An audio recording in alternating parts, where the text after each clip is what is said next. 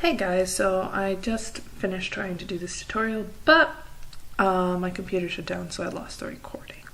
So this is our final project. This tutorial is going to be going over how to use the burn action in Photoshop. Photoshop actions are basically just groups of steps that you could do by yourself but would take a really long time. So instead you can load these actions into Photoshop and they're able to run through them in a matter of minutes, and you end up with really cool photos like this. So the first thing we're going to do is we are going to open our photo. So I'm going to come over here and I'm going to open my woman running photo, which I already have open. So we're not going to save that, but we're going to restart this. So I'm going to crop this photo just a bit because I want her to be my center of attention. I don't really need all this extra gray space. So we're going to crop that. Now, the first thing we're going to do is we're going to load our actions into Photoshop. Now, I already have the burn action loaded, but if you didn't, you would be able to click here, you would click load actions, and you would go to wherever you have your actions at. As you can see, I have my burn action, I have my shatter action, and you would click load and they would pop up here. If you had any other actions previously loaded other than the one you are about to do, I would recommend deleting those using that right there, that little delete button, because otherwise it could interfere with the action you're trying to do. I have had issues with this before.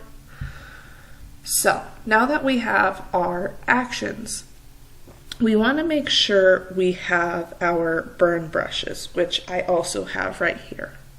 But just like with the actions, if you didn't have your burn brushes loaded, you would also be able to just go over here to brushes and you would be able to load your brushes in.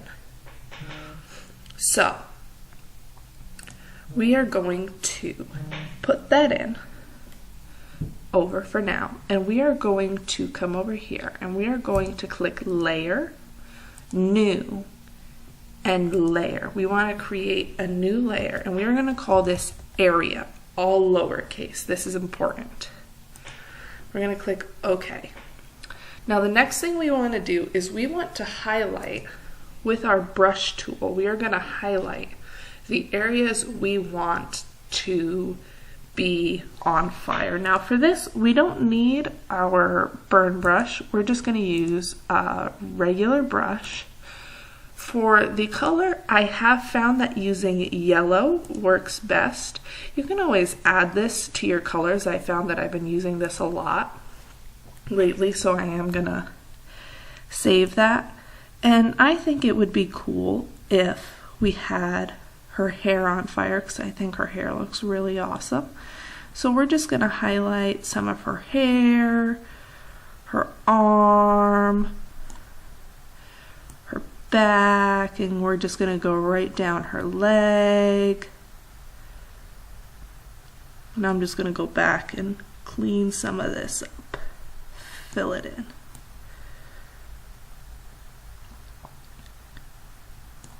Alright, let me get my eraser,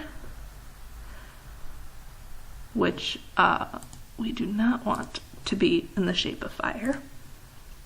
And we're just going to erase some of that too.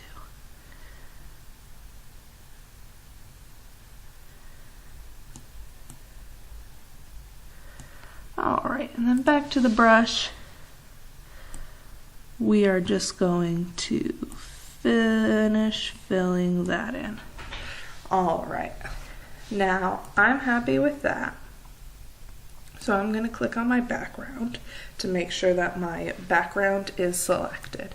So I'm going to open up my actions, and down here we are going to pick our fire brush. Now there's a bunch of brushes here and you can pick whichever one you like. I happen to like this one, the 1411 or the sampled brush 2-3. That one so far has been my favorite. Now if we come back up here to the burn to Photoshop action, you see that we have different directions, up, down, left, and right. These are important because these will, dependent on which ones you select, will direct which way the fire goes. So if you say you pick up, then the fire will be moving in an upward direction. I want the fire to move right, away from her. So I am going to click right, and then I'm just going to click this little play button. And as you can see in the bottom right corner, it's just running through.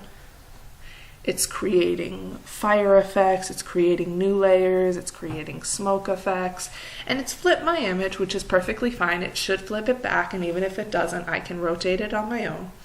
And we're just going to sit here and wait. It should take a minute, maybe 2 minutes, maybe a little longer, depending on your photo, your computer. My computer is generally fairly fast.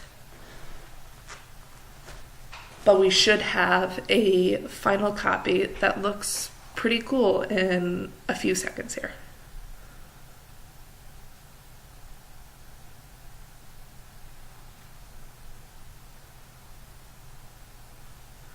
So here is our final photo, and as you can see, this looks pretty dope. As you can see, we have all of these layers over here, which would have taken me hours and hours to run through on my own, but took them a matter of maybe a minute or so that we've been sitting here watching this go through. Now from here you can save it, you can keep editing, whatever you really need for your photo or your personal needs. All right, thanks guys.